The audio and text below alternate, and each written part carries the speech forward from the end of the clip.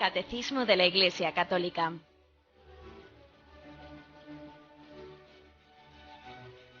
Un programa dirigido por Monseñor José Ignacio Munilla, obispo de San Sebastián.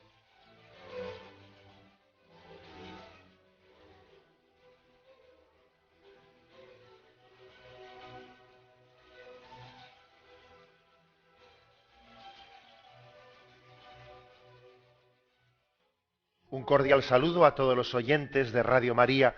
Un día más, con la gracia del Señor, proseguimos el comentario del Catecismo de nuestra Madre, la Iglesia.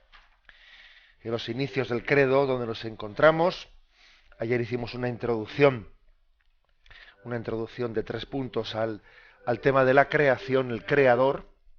Hoy, a partir del punto 282, comenzamos el apartado que dice la catequesis sobre la creación.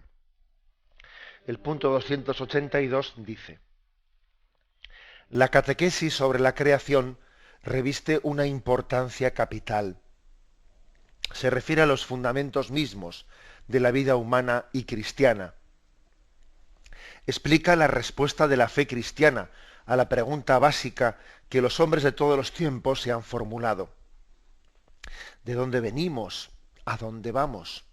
¿Cuál es nuestro origen? ¿Cuál es nuestro fin? ¿De dónde viene y a dónde va todo lo que existe? Las dos cuestiones, el origen y el fin, son inseparables. Son decisivas para el sentido y la orientación de nuestra vida y nuestro obrar.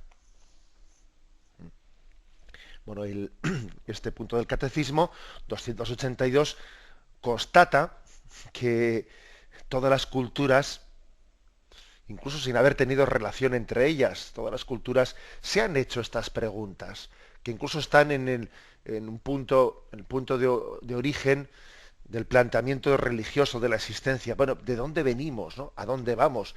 ¿Qué pintamos en esta existencia?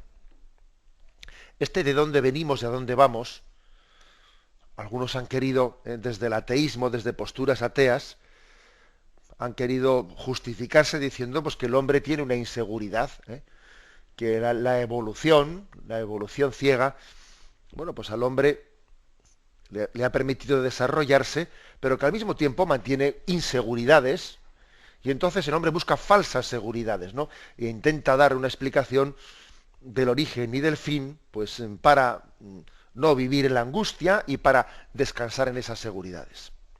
Interpretación atea, como digo.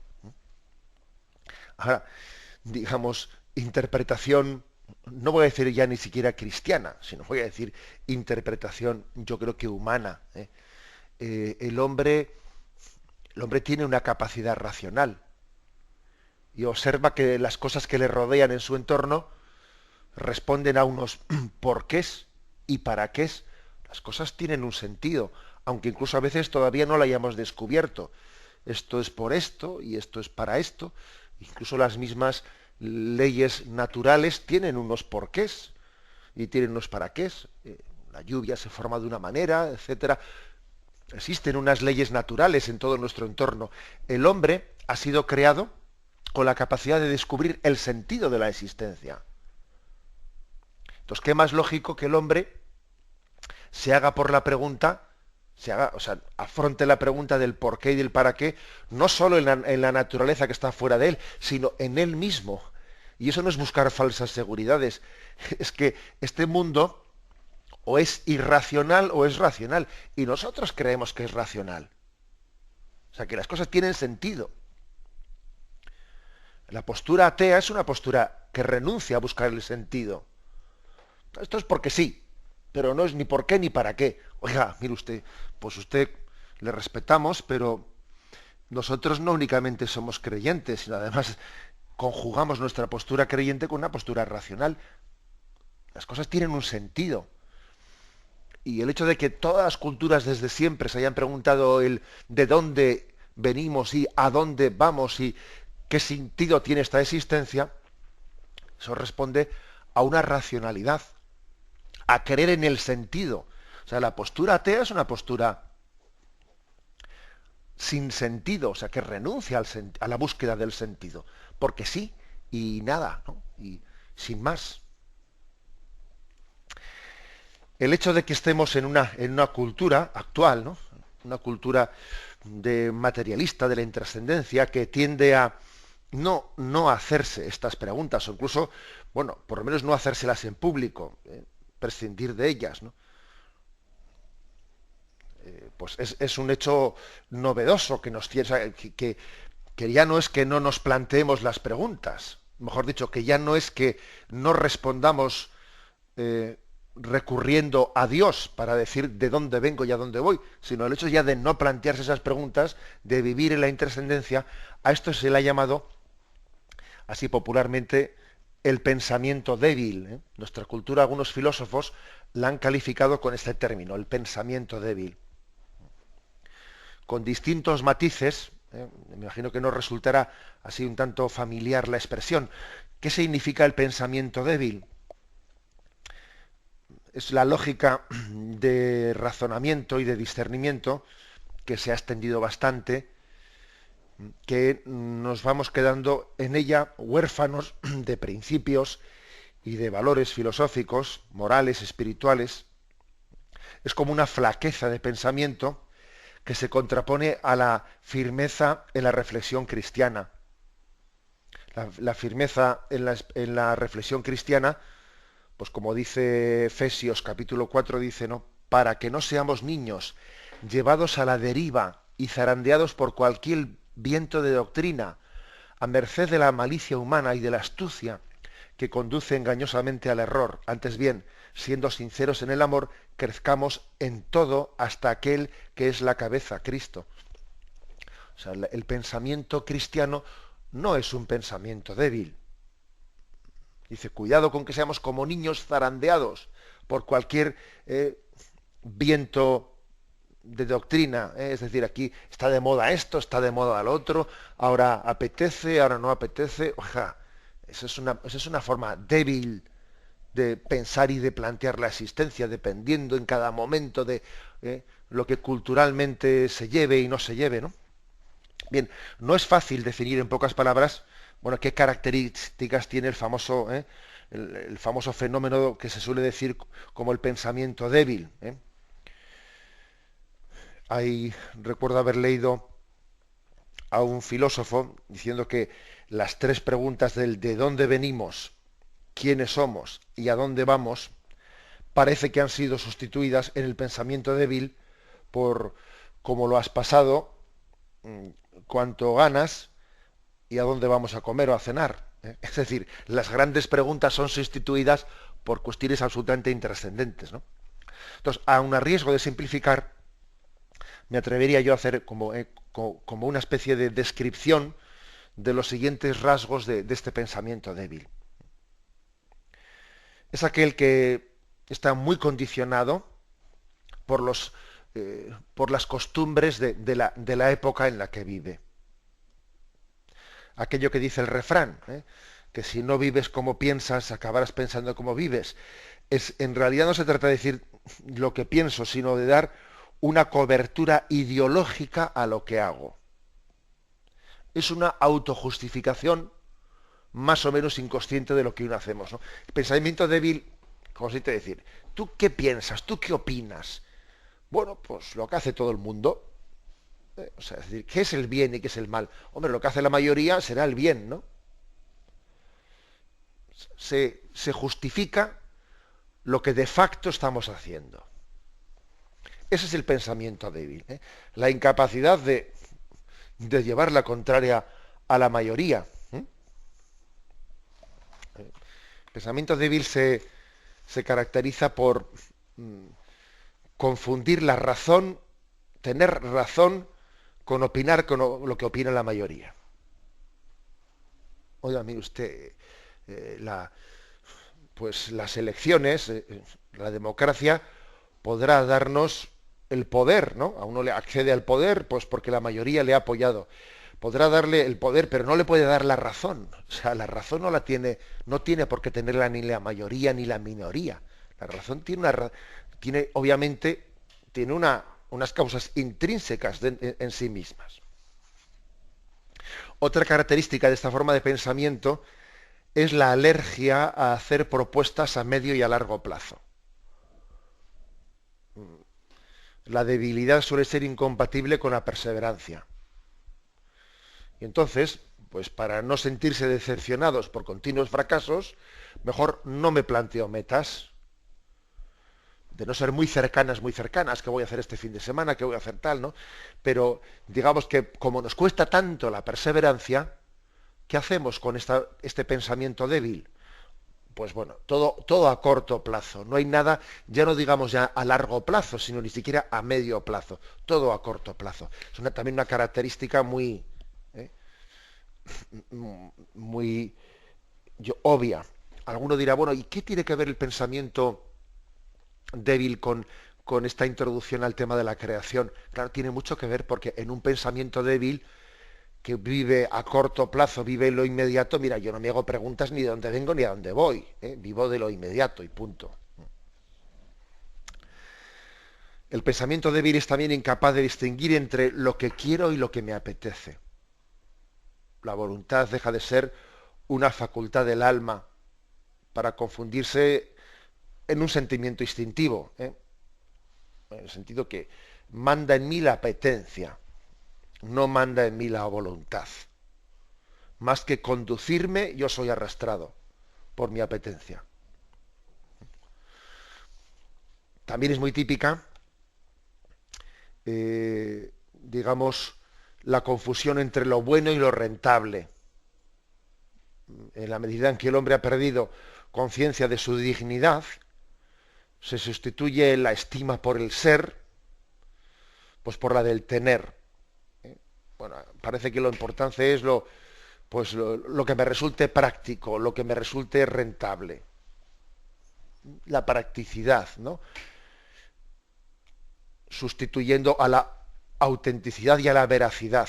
Cuando la practicidad sustituye a la veracidad, qué peligro. Eso también se lo dijo el Papa en la Jornada Mundial de la Juventud en Madrid, en ese encuentro con los profesores universitarios, ¿no? Dice, qué peligro cuando nuestro horizonte es lo práctico, más que lo veraz, lo cierto, lo auténtico.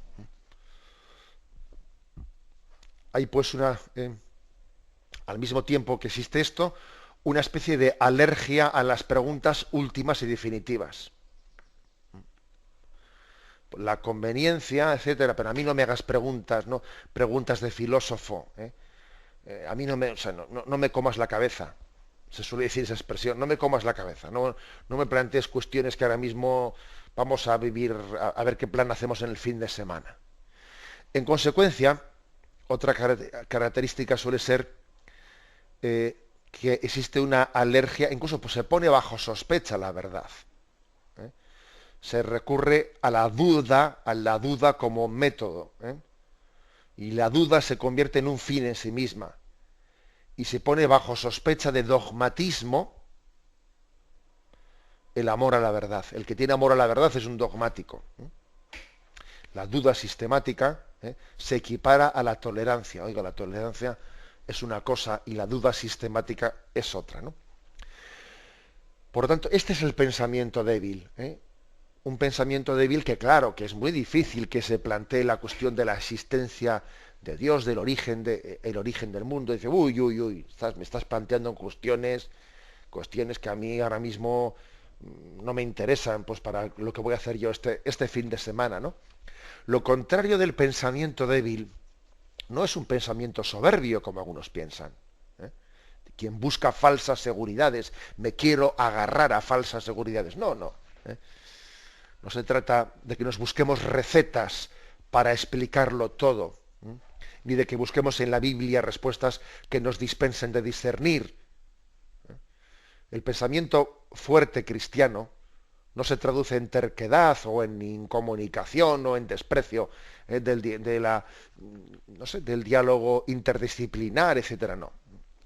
Sencillamente, lo que caracteriza el pensamiento cristiano, el humanismo cristiano, un pensamiento fuerte, es que creamos que las cosas tienen sentido y hay que buscar el sentido de la existencia.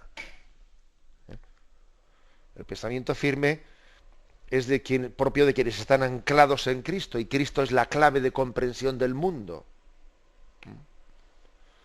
Y además nosotros, lejos no sé, de traducir esta certeza en soberbia, sabemos que somos débiles, si es que llevamos un tesoro en vasijas de barro.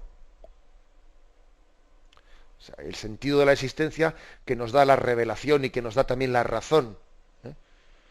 Que la razón asiste también a la revelación, pues al mismo tiempo está conjugado con que somos débiles, y el que se crea muy seguro tenga cuidado de no caer, nos dice la Sagrada Escritura.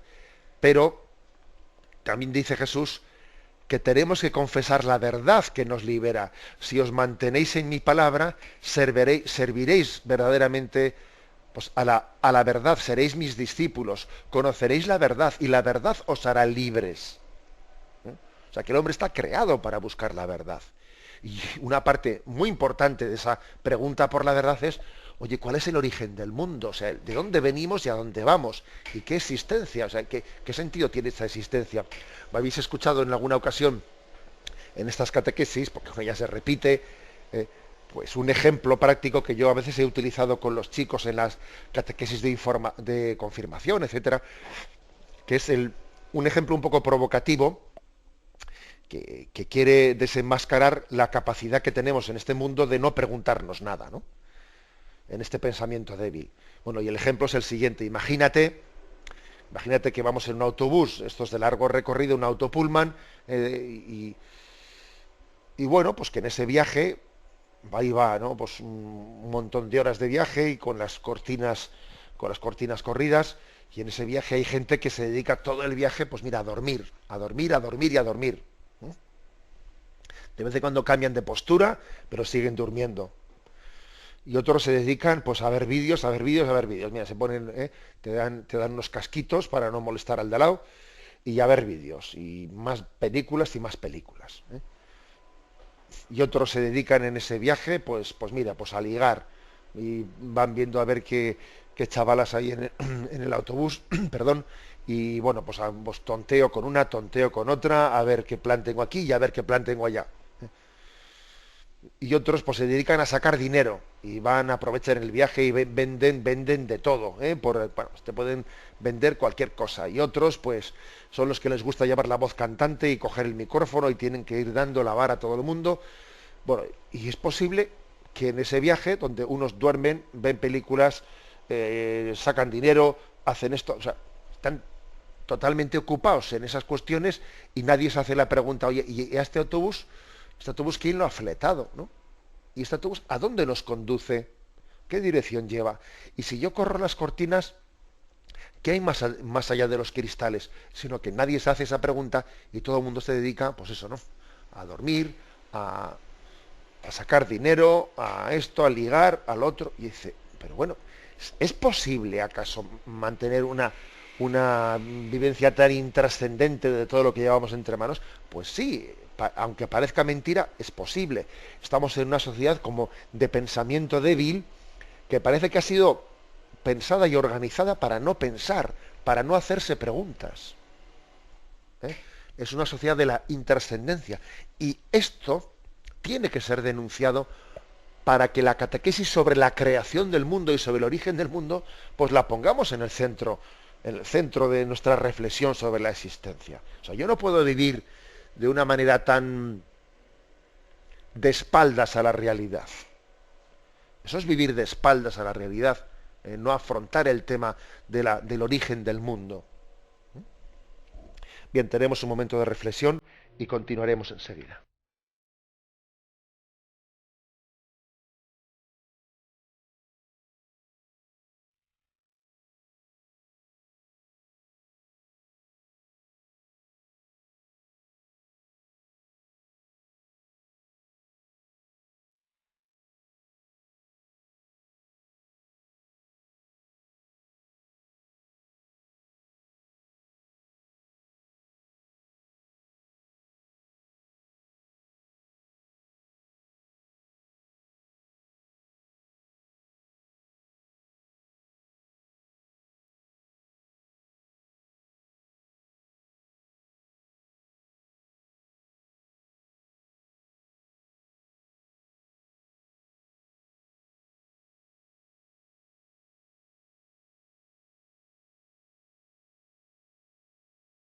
Continuamos con el punto 283, pasamos al 283 dentro de este apartado, la catequesis sobre la creación.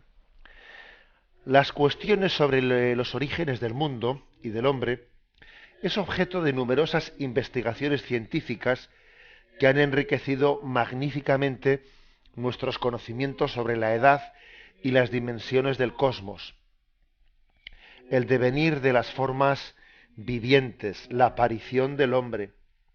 Estos descubrimientos nos invitan a admirar más la grandeza del Creador, a darle gracias por todas sus obras y por la inteligencia y la sabiduría que da a los sabios e investigadores.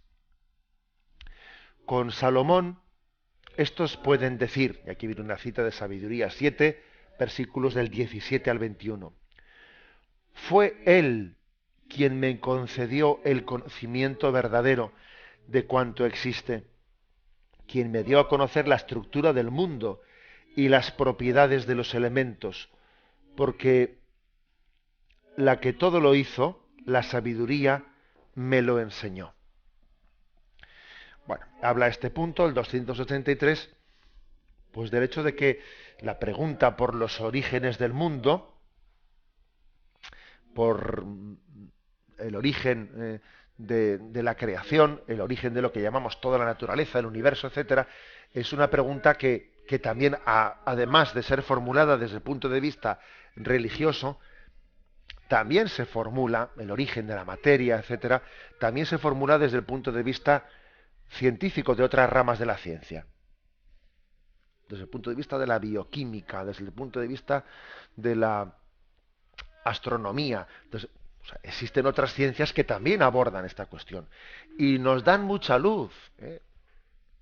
Nos ayudan mucho también a quienes nos planteamos la pregunta propiamente desde el punto de vista filosófico y teológico. Recibimos también mucha luz desde otros tipos de ciencias. O sea que existe una capacidad, ¿no? Y una posibilidad, y además es que es muy conveniente, de abordar desde distintos ángulos pues una cuestión.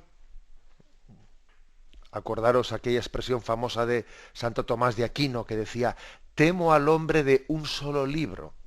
Pues bueno, yo aplico esta cuestión al decir, oye, el tema del origen del mundo tiene que ser abordado desde el punto de vista filosófico, desde el punto de vista teológico, desde el punto de vista de otras ciencias, pues astronómicas, de otras ciencias de la química, etcétera, etcétera, etcétera. Y quizás podamos tener una cierta resistencia o una cierta prevención, porque a veces hemos observado cómo equivocadamente se plantean supuestas equivocadas contraposiciones entre una ciencia y otra ciencia, que es un error, porque las ciencias no pueden, si son auténticas ciencias, no pueden contraponerse. O sea, cada ciencia tiene una capacidad de abordar la realidad desde un ángulo, ¿no? Y los ángulos no pueden contradecirse. Si auténticamente son ciencias, no pueden contradecirse, ¿no? Luego no le tenemos que tener miedo a este diálogo interdisciplinar. Lo cual no quiere decir que no tengamos que saber distinguir los campos. Los campos hay que distinguirlos, ¿sí? Y no es bueno que mezclarlos. Nos iluminan, nos ayudan, pero no podemos mezclar las cosas. Pues, por ejemplo, ¿no? Por ejemplo, sería mezclar las cosas, hacer depender nuestra fe en la resurrección de Jesucristo, pues en el resultado sobre el estudio científico de la sábana santa de Turín. Hacer depender una cosa de la otra, ¿no? Pues sería un error. O sea, nuestra fe en la resurrección tiene unas bases y unos fundamentos que son teológicos y parte de la revelación, etcétera, etcétera. Y el tema de la sábana santa, pues es un tema que tiene otro recorrido y nuestra fe no iba a cambiar ni porque se demostrase ni que alguien llegase hipotéticamente a buscar a un argumento para decir que la sábana santa pues es una falsificación. Ahora bien, el hecho de que también, ¿no?, se estén dando muchos datos concretos sobre la sábana santa que cuestionan, bueno, pues nos abren también, todavía nos dan más interés, ¿no? Pero no podemos hacer confluir una cosa, no podemos hacer depender, mejor dicho, ¿no?, o supeditar nuestra fe en la resurrección al resultado de un químico sobre un análisis que va a hacer en la sábana santa. Es decir, existe, ¿no?, un diálogo interdisciplinar, pero cada ciencia tiene su autonomía.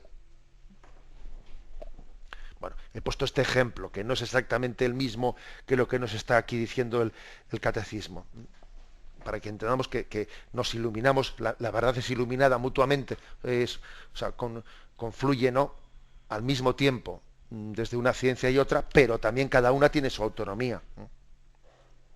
Pero sí que es verdad, sí es cierto, que, pues por ejemplo, la astronomía nos ayuda mucho, ¿no?, a hacer una lectura religiosa de la existencia, viendo la inmensidad del universo, que es el hombre para que te acuerdes de él, el ser humano para darle poder. A la luz de la astronomía, a la luz de esa investigación sobre los límites del universo, sobre la expansión del universo, pues la verdad es que todavía la visión religiosa de la existencia remarca más la generosidad de Dios, la grandiosidad de Dios, su omnipotencia, y todavía hace más impresionante el que nos haya elegido pues como centro y culmen de la creación, que el hombre sea el culmen de la creación y que en Cristo encontremos el sentido, ¿eh? Cristo, que es plenitud del hombre, encontramos el sentido, la clave de interpretación, es como la llave, ¿eh?, la llave que abre la interpretación de todo el universo. Pues la verdad es que, claro que nos ayuda mucho la astronomía para ello, ¿no?, para contemplarlo. Por ello, pues la Santa Sede, desde hace ya muchos siglos, quiso tener las pontificias academias de la ciencia, allí en el Vaticano, en la Santa Sede, y la Santa Sede promovió la cultura y promovió la astronomía y promovió otras ramas de la ciencia, porque entendía que son fronterizas, perdón, con la fe, la pregunta sobre el origen del mundo. Y ha habido, pues, incluso órdenes religiosas como los jesuitas y otros que han querido, entre sus carismas, también tener el carisma del estudio de las ciencias. Y bueno, pues en esta casa, en Radio María, pues sois conocedores los que ya estáis habituados a la programación de esta casa, a la presencia pues de científicos, de sacerdotes científicos como el padre Carreira y otros que compaginan la pregunta por el origen del mundo desde ámbitos distintos, desde el ámbito teológico y al mismo tiempo desde otros ámbitos científicos, que ayuda mutuamente, nos ayudamos mutuamente en abordar la misma cuestión desde ángulos distintos. Por ejemplo, aquí se ha dicho pues que la pregunta sobre la edad del mundo, qué edad tiene el mundo, pues es una pregunta que se ha abordado científicamente. Y más o menos hoy los científicos están de acuerdo en decir que este mundo pues tiene unos 14.000 millones de años. Y la diferencia entre unos y otros es muy pequeña. O sea, la datación de qué edad tiene este mundo. Pues algunos hablan de 12.500 millones de años, 13.000 millones de años, 14.000 millones de años, que vamos, que quiere decir que está en una horquilla. Hombre, ya sabemos que 1.000 millones de años más o menos es una barbaridad, pero bueno, puestos ya a decir 12.000 millones de años a 14.000 millones de años, la horquilla proporcionalmente es pequeña. O sea, la edad del mundo está fechada así. ¿Quiere eso decir que cuando un científico dice este mundo tiene 12.000, 13.000 millones de años, eso coincide con la fecha de la creación del mundo? No, eso, pretender que el científico responda a esa pregunta es hacerle una pregunta que no le corresponde. Él no tiene, no debe de hablar de la creación del mundo, porque eso no le corresponde al científico. La pregunta estrictamente por la creación del mundo es una pregunta filosófica teológica. No es una pregunta propia del científico de las ciencias experimentales. Ahí lo que le toca decir es, este mundo tal y como lo vemos, tiene una edad. ¿Qué edad es? Pues 12.000 millones de años, 13.000 millones de años.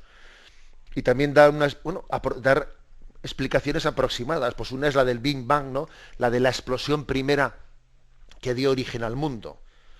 Ahora, si la cuestión de que ese Big Bang, ese origen primero del mundo, esa gran explosión primera, coincide con la creación del mundo, eso es una cuestión que el científico no puede ni debe de responder. Entre otras cosas porque supongo que habrá también explicaciones distintas de qué es lo que hay previamente al Big Bang. Habrá científicos que den también explicaciones distintas al respecto. Y es que además hablar de creación o del origen de la nada, etcétera, eso ya supera a la ciencia experimental, eso ya pasa a ser parte de otra ciencia. Luego, cada uno en su casa y Dios en la de todos. Cuando digo cada uno en su casa y Dios en la de todos, es cada científico en su terreno y no meterse donde ya no le corresponde. Pero claro, ayuda mucho, ¿no? Pues el tener, por ejemplo, ese dato de las fechas y cuándo apareció el hombre dentro de esos 14.000 millones de años. Bueno, pues el Homo sapiens aparece en este momento, etcétera, y nos damos cuenta de cómo ha habido, ¿no? Pues toda una evolución cuando yo utilizo la palabra evolución, no estoy con ello. No estoy con ello hablando estrictamente. Aquí el catecismo dice el devenir de las formas vivientes. No utiliza la palabra evolución.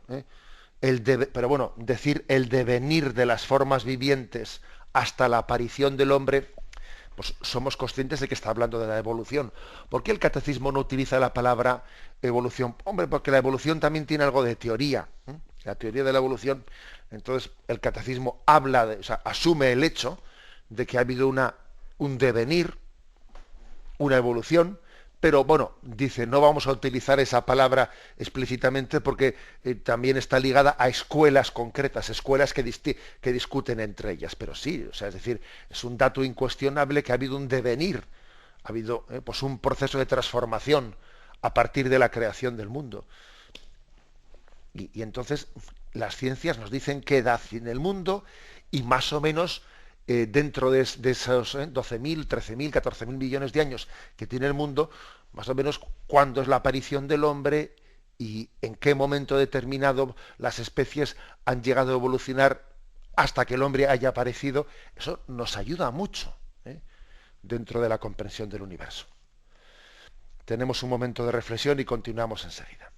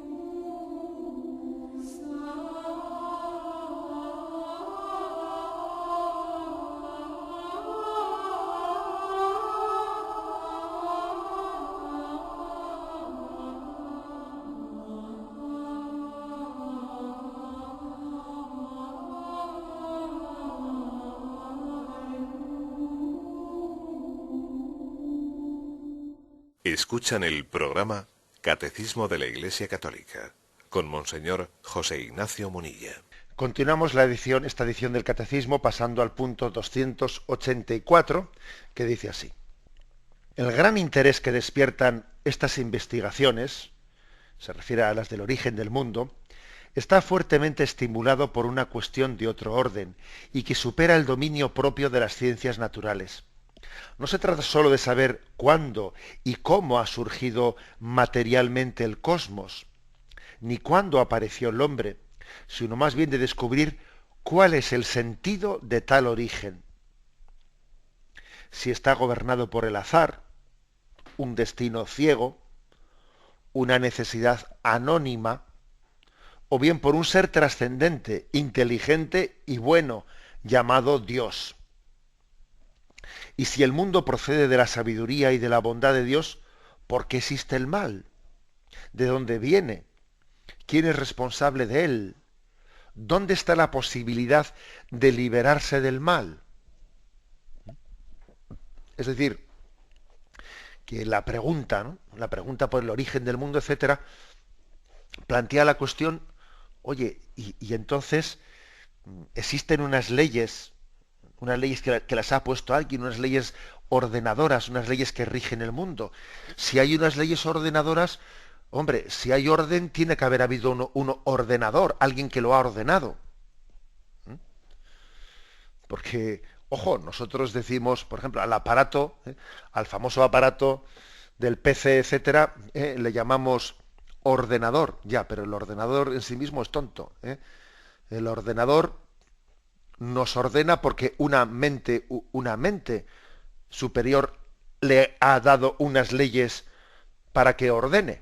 El ordenador es un aparato, un instrumento de una inteligencia superior, de un ser humano, que le ha dado la capacidad de realizar determinados procesos, pero vamos a decir, lo de la inteligencia, la famosa inteligencia mecánica, etcétera, pues con todos mis respetos, no es más que una quimera, más que una quimera, es decir, la posibilidad de que exista una inteligencia artificial, la inteligencia, un aparato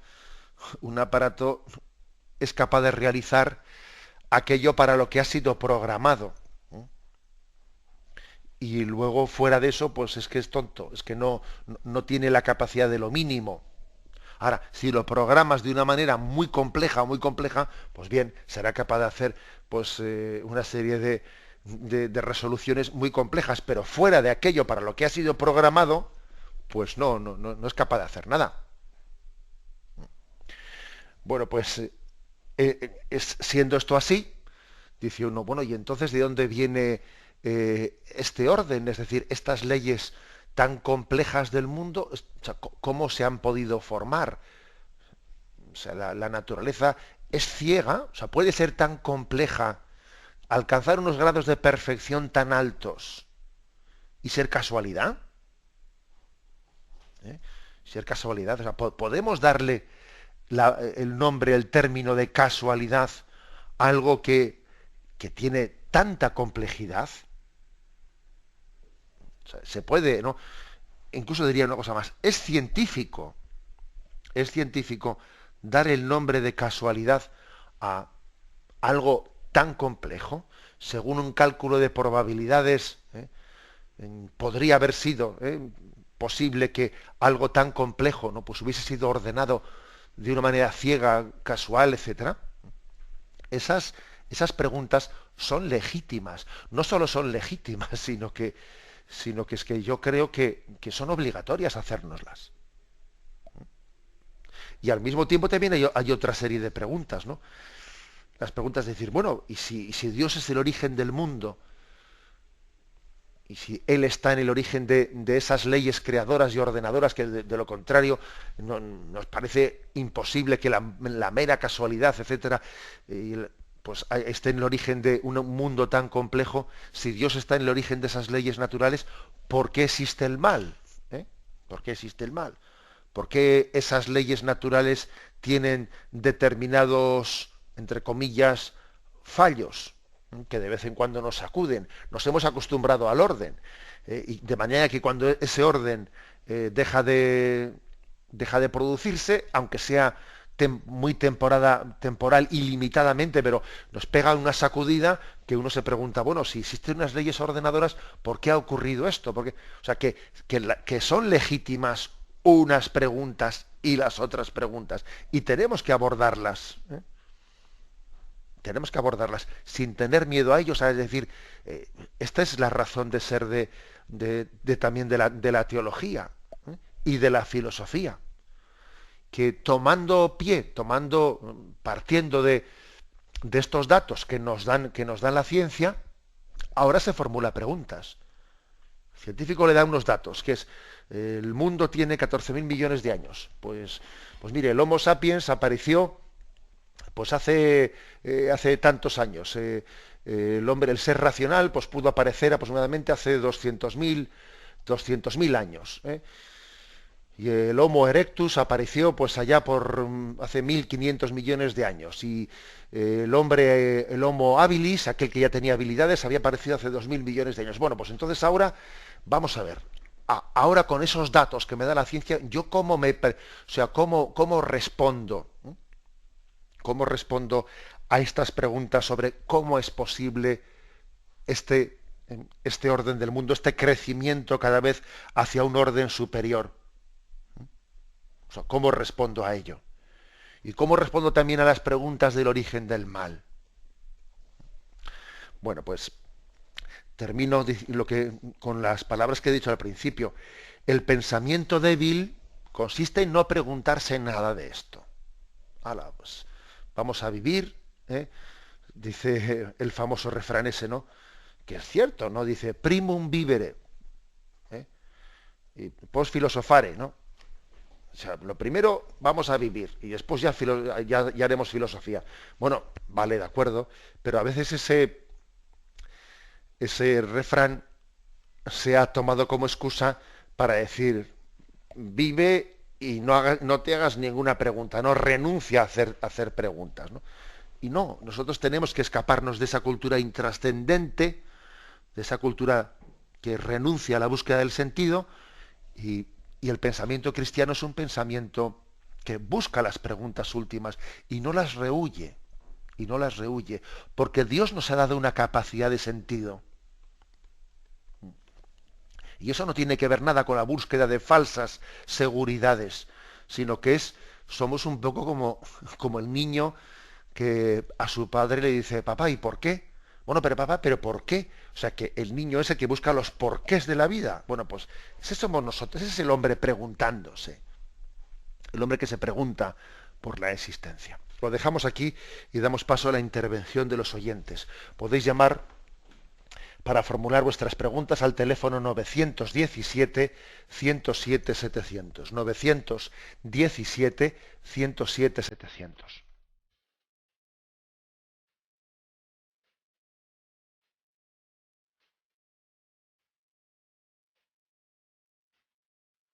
Radio María le ofrece la oportunidad de recibir en su casa sus programas favoritos.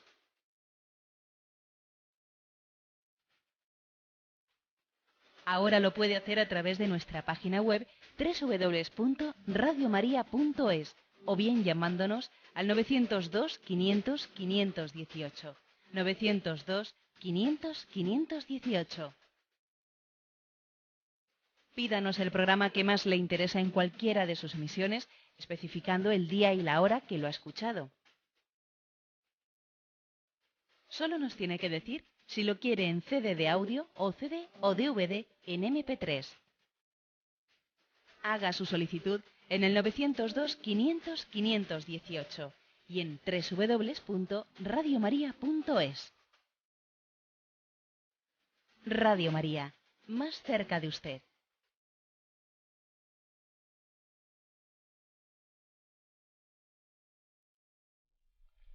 Sí, buenos días, ¿con quién hablamos? Hola, buenos días, señor Munilla, soy Bueno, Paqui de Alicante. Adelante, Paqui. Mire, yo me pregunto sobre la causalidad y la casualidad. Yo pienso, de mi humilde opinión, que yo no entiendo tanto, que existe que nada es casual. creo yo que existe la causalidad. Pues sí, la verdad es que esa distinción que hace usted entre esos dos términos, yo la complementaría con esa expresión que dice que la casualidad también es el nombre que damos a nuestra ignorancia. Sí, esto no sé cómo ha sido, esto es casualidad. Hombre, de decir esto no sé cómo ha sido a decir es casualidad, hay un salto muy grande, porque mi ignorancia, pues no quiere decir que no tenga causa. Hay causas que tienen, que existen, y yo no las he percibido. Incluso hay causas que dice, aquí alguna causa tiene que haber, aunque yo no la conozca. O sea, lo humilde es decir, esto no puede ser casual, tiene que tener alguna causa, aunque yo en este momento todavía no he llegado a percibirla. Pero con demasiada facilidad y de una manera muy acientífica, por cierto, muy acientífica, pues se dice, esto es casualidad. Bueno, perdón, que usted diga que esto es casualidad no es muy científico, porque a ver si va a tener una causa que usted desconoce. Yo creo que el científico tiene que tener mucho cuidado en recurrir a la palabra casualidad como un talismán allá donde él no entienda. Usted diga que ocurre eso, que sea casualidad o no, eso es otro tema. Damos paso a un siguiente oyente. Buenos días. Buenos días. Sí, adelante, le escuchamos. Buenos días, soy Sergio. Adelante, Sergio. Quisiera hacerle una pregunta sobre si sobre una imagen de la Trinidad, y es esta. Vale. Si Dios piensa, lo pensado es también real, y esa es la segunda persona de la Trinidad, a distinción de yo o de usted o de cualquiera, que lo pensado no es real, es virtual, ¿no? O si yo mismo me miro en el espejo, mi imagen no es real, pero en Dios, por su perfección, tiene la esencia, tiene realidad, ¿no? Entonces, Jesús es el pensamiento de Dios, es lo pensado por Dios Padre, y como es desde toda la eternidad, pues esto pues también es eterno igual que el Padre. Esta es una imagen correcta, y lo digo porque me ha venido a la cabeza una descripción de Aristóteles, 300 años antes de Jesús, donde ya decía que Dios se piensa a sí mismo, ¿no? Y dándole vuelta a estas cosas, quisiera saber eso, si Aristóteles iba enfocado, y si esta es una idea que se corresponde con ello. Un poco claro, ¿eh? Bien, muchísimas gracias. Que tenga buen viaje, sí. Vamos a ver, pues yo creo que es correcto. Es correcto. Quizás ha utilizado el oyente la palabra Jesús. Bueno, la palabra Jesús, por supuesto que es correcta, pero igual para entendernos mejor podríamos hablar la palabra el verbo, porque Jesús es ya el verbo encarnado. Entonces, el Padre, ¿cuál es el pensamiento del Padre? Pues es el verbo, el logos, que por cierto es un pensamiento que tiene pleno sentido. Bueno, pues esa explicación que el oyente dice es correcta, aunque es verdad también que hay que decir que no es nuestra fe en sí misma en la Trinidad, sino un intento de explicación de cómo es ese misterio de que Dios son tres personas: Padre, Hijo y Espíritu Santo. Entonces, lo que yo resumo, ¿no? Así brevemente la explicación, el intento de explicación que ha dado el oyente, que pertenece a la explicación que ha dado a algunos santos padres en la historia de la Iglesia, que es la diferencia entre Dios y nosotros, es que nosotros pensamos algo, y de hecho de que lo pensemos a que sea real, son dos cosas bien distintas. Pero en Dios su pensamiento puede llegar a coincidir con la realidad, ¿no? Entonces, el pensamiento del Padre coincidente con la realidad es el verbo. O sea, la palabra pronunciada por el Padre, que es el pensamiento hecho palabra, hecho realidad, es el verbo. Y luego el amor que se tienen entre el Padre y el Hijo, entre el Padre y el Verbo, es un amor que es tan intenso que tiene todas las perfecciones, hasta el punto de tener también la perfección de ser persona. El amor entre el Padre y el Hijo es el Espíritu Santo, que es también una hipóstasis, es una persona. O sea, esa forma de intento de explicación del misterio de la Trinidad, pues es correcta, aunque también digamos que es una forma nuestra de intentar explicarlo, ¿eh? Sin que lo confundamos con lo que es el dogma mismo de la Trinidad, que afirma la existencia de las tres personas en una única naturaleza. Damos paso a un siguiente oyente. Buenos días. Hola, buenos días. Sí, le escuchamos, adelante. Vamos a ver, yo hace tiempo que quería hacerle alguna pregunta y es esta. ¿Qué diferencia hay entre el don y la gracia? O sea, vivir en gracia del Señor o tener un don. Es algo que no entiendo muy bien la diferencia que hay. Por ejemplo, para no caer en ciertas tentaciones, cuando yo le pido a Dios que no me deje caer, pues no sé si es que lo que tengo que pedirle es que me dé la gracia para no caer o que me dé algún determinado don para no poder caer. Solamente eso. Muchas gracias. Bien, le entiendo. En la teología de la gracia se ha solido distinguir entre gracia habitual y gracias actuales, ¿eh? Entonces, la gracia habitual es vivir en la gracia de Dios,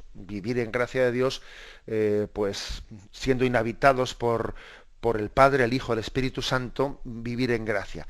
Y luego otra cosa son las gracias actuales, que también se pueden decir como los dones de Dios, ¿eh? Ahora ya no estamos hablando únicamente de los dones del Espíritu Santo, sino los dones de Dios, en un término, digamos, un poco más común, en una utilización más común del término. Los dones de Dios pues son equiparables a las gracias de Dios, ¿eh? Las gracias actuales. Dios puede dar sus gracias a una persona que está en gracia de Dios, ¿eh? Le da gracias puntuales, ¿no? Por ejemplo, le da la gracia pues de ser generoso, pues para dejar su trabajo o irse a misiones, le da una gracia especial. En ese sentido, gracias especiales, gracias actuales, pueden ser equiparables a los dones de Dios. Señor, dame esta gracia, dame tu don.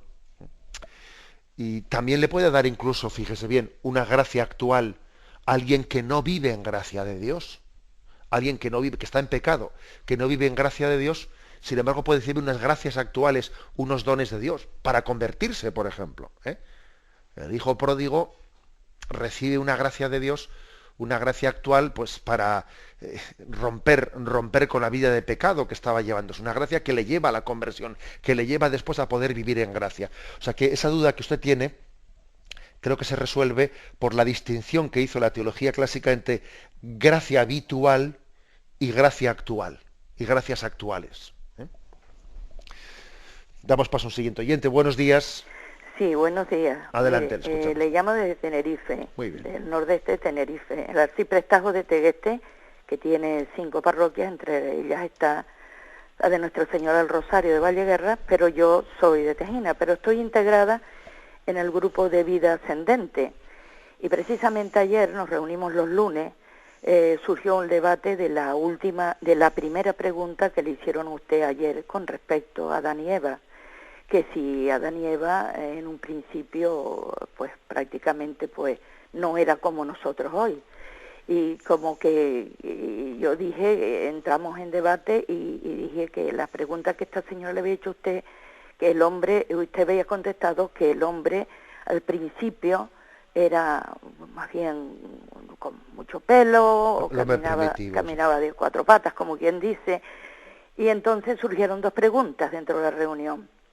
Una, que siendo el universo y la creación tan bella, como es que Dios permitía que el hombre en principio fuera feo y fuera evolucionando.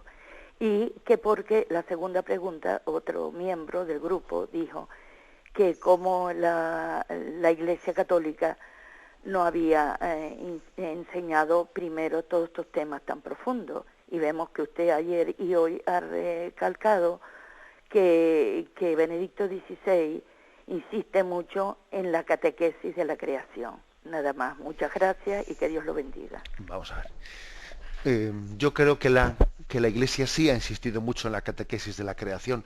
Quizás lo que no hemos hecho tanto ha sido el hacer la catequesis de la creación también en diálogo y en respuesta a las dudas que van surgiendo pues de la explicación del origen del mundo desde otras ciencias. Y me parece importante hacer esto, porque claro, de lo contrario, pues existe una perplejidad de decir, bueno, aquí cuál es la explicación que tiene que prevalecer, la explicación religiosa, la explicación científica, que a veces se presentan como contradictorias, ¿no? Entonces me parece importante que nuestra catequesis sobre la creación la hagamos también, comparándola y contrastándola con lo que son las explicaciones científicas sobre el origen del mundo. Con respecto al tema de la belleza que dice usted, bueno, yo la verdad es que creo que es un concepto de belleza demasiado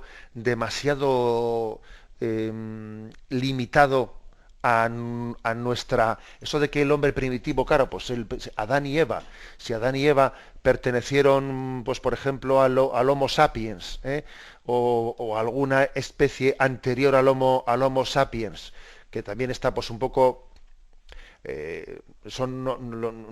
hay un diálogo, digamos, fe-ciencia, de si Adán y Eva eran el hombre Homo sapiens o alguna especie anterior al Homo sapiens, como el Homo habilis o ese otro tipo de... Vamos a ver.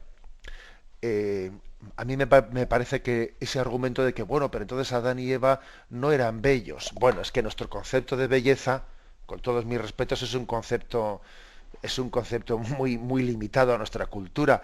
Eso de que, bueno, ¿qué es bello? ¿Qué es más bello? ¿El hombre europeo o el hombre de una tribu africana? O sea, el concepto de belleza tenemos que verlo desde la maravilla de la creación de Dios, ¿no? La creación es maravillosa y nuestros conceptos estéticos actuales, ay, esta mujer no es bella. Madre mía, usted, hija, es que no confundamos la belleza con nuestra estética muy limitada. El Homo sapiens, el Homo erectus, el Homo habilis, etcétera, son bellísimos. Son bellísimos y porque tengan rasgos que son lejanos a los nuestros, a lo que hoy estéticamente se entiende por bello, no se puede de ahí derivar el que no sean bellos. La bendición de Dios Todopoderoso, Padre, Hijo y Espíritu Santo, descienda sobre vosotros. Alabado sea Jesucristo.